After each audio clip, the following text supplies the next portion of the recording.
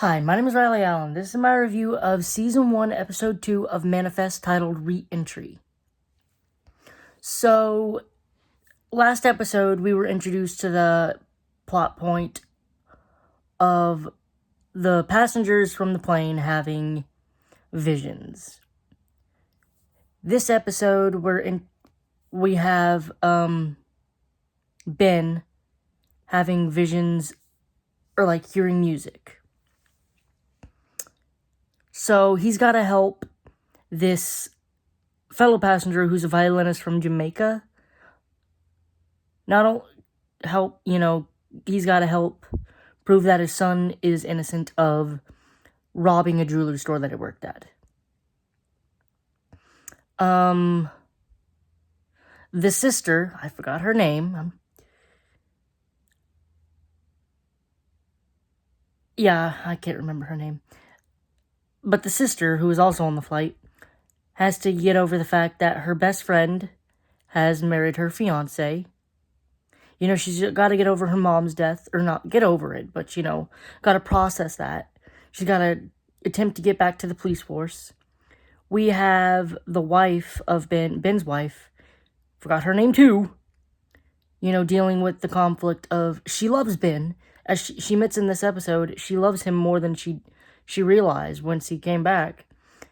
And the dude she moved on with. Now, this is not a situation I envy. Absolutely not. For all intents and purposes, Ben and Cal were dead.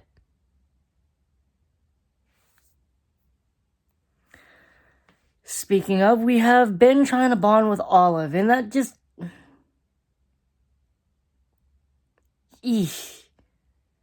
And we have Cal, all his stuff has been gotten rid of. I guess it was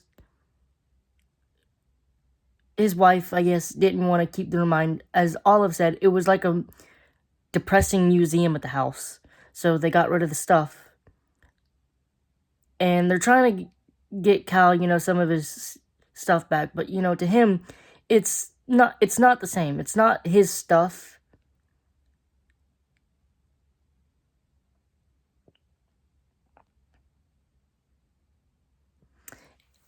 And, I feel for him, because, only a week ago, he had that stuff. He was playing with that stuff.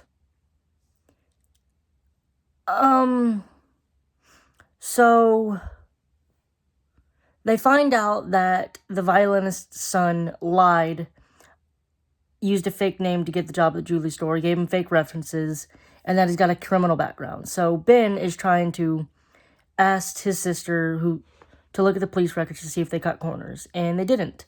Everything checks out.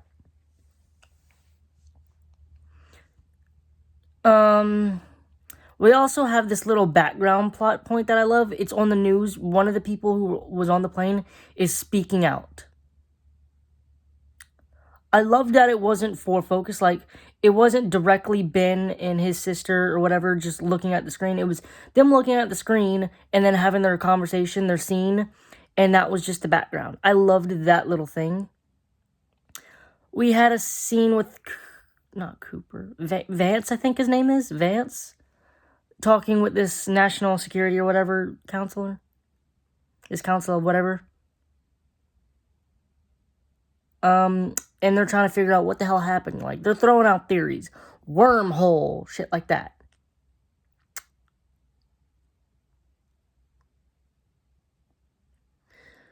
So eventually Olive works up the courage to ask her dad for that ride now, because he's been trying to bond with her, and she brings him to this storage locker, which has Cal's things, because as she said, maybe it's something to do with us being a twin, but I knew he wasn't dead. Everybody called me crazy or whatever, but I knew he wasn't dead, so I couldn't.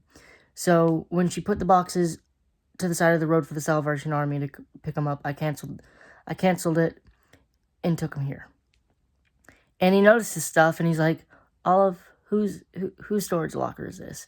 He realizes, yeah, his wife got a new man, which we'll get to that. He eventually hears the music again, and he finds out that Like the violinist believed, his son was innocent. In fact, it was the son of the jewelry store owner.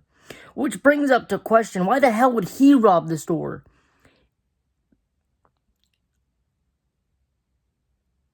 Like, his father owns the store. Is he like a disgruntled seventh son that's never gonna get the store? So he's pissed and wants the money for himself?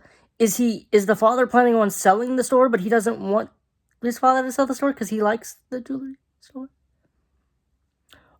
Or did he realize he can make more money by doing whatever the hell he's doing there instead of selling it from the store?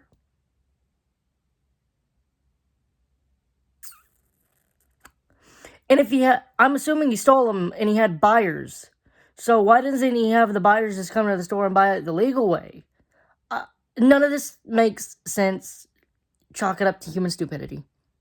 On the case of the son, we're just gonna say money, being greedy, and human stupidity. Whatever.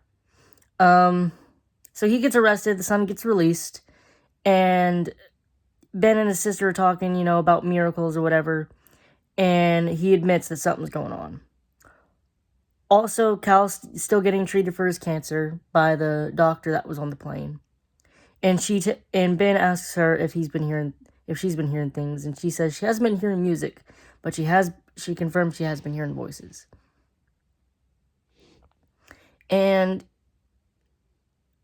she's basically, the sister listened to the advice of Jared, her ex-fiance, to, kind of make do with things. So she looked through the Facebook of her friend, and she realized, she's still mourning her. She was still mourning her.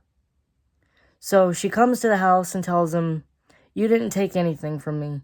I was going to give the ring back anyway," and it shows us a flashback of her putting the ring on and texting yes to Jared, basically accepting the proposal only for the service to, cut out. So she's lying to both protect her friend and keep her friend, and I love that.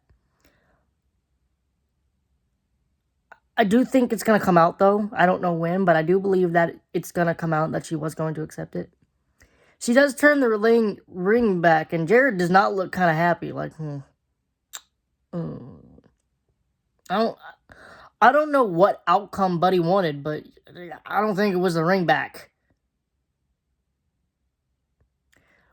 So the sister also gets a conditional release by the therapist to go back to the force.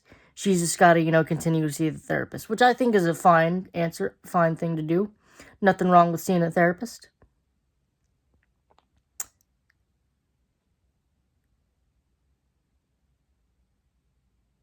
It's not mental health awareness if you're not aware of your mental health. Overall, I'm going to give this episode a solid 7 out of 10. Thanks for watching the video. Leave a like, comment, subscribe if you want, and I'll see you in the next video.